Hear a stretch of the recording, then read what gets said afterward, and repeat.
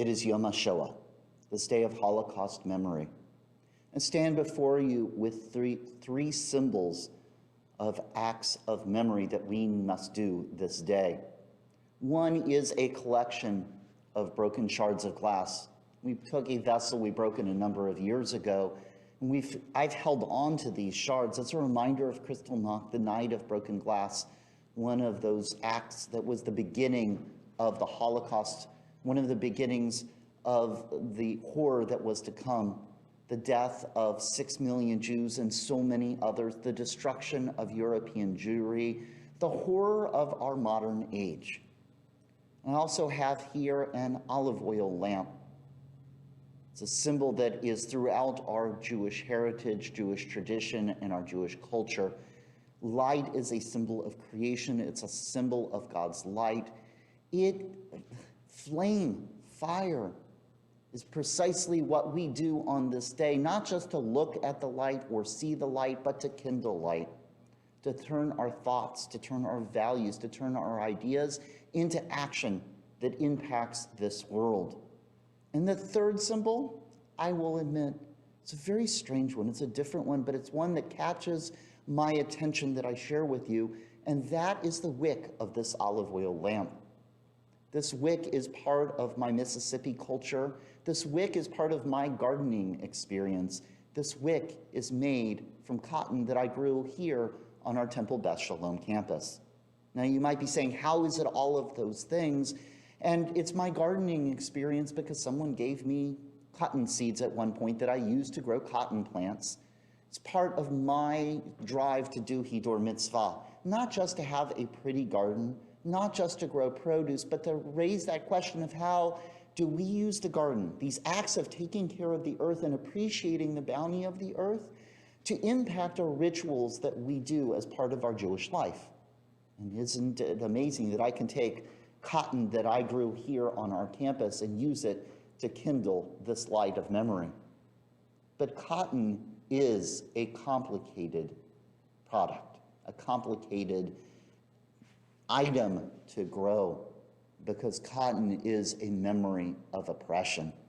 It was cotton in the South, in Mississippi, that was one of the driving plants, consumable objects that drove the economy to bring in enslaved Africans, that was a bounty in our country because of the oppression of Africans.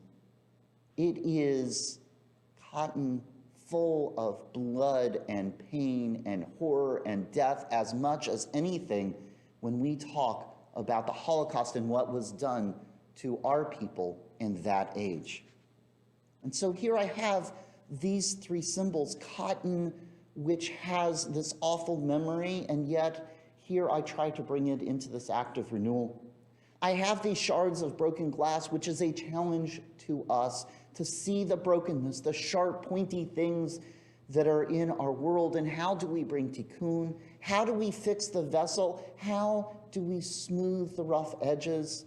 How do we find those parts that are missing within us and missing in the world, and offer what we have to do acts of repair? And finally, light.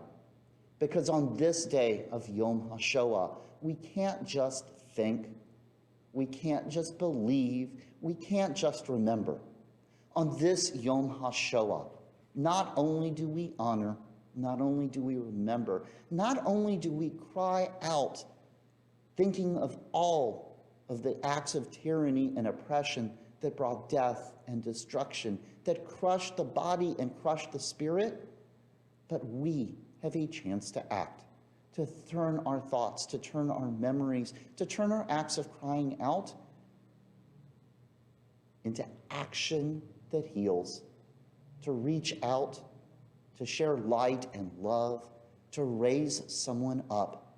I light this light of memory not just to bring God's presence, but with that presence as a reminder, as a call, as a push to myself, and I hope to you, to go out and find one way on this day of Yom HaShoah in memory of all of those who have died in acts of senseless hatred, in acts of tyranny and oppression, to find one way of lifting up someone and bringing them and helping create this as a world of shalom, of wholeness, harmony, and peace.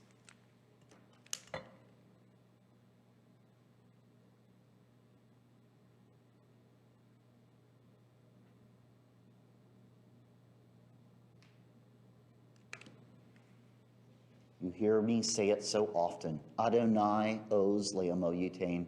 Adonai yivarech et amo v'shalom. God, give us courage and patience and strength to partner with the eternal, the infinite, something that is transcendent, and with something that's imminent with our neighbors, with our friends, with our family, the people right next to us. Let us partner within and without to bring real shalom, real wholeness and completeness, harmony and peace to this, our world. Amen. May we make our acts of memory into a blessing on this day of Yom HaShoah.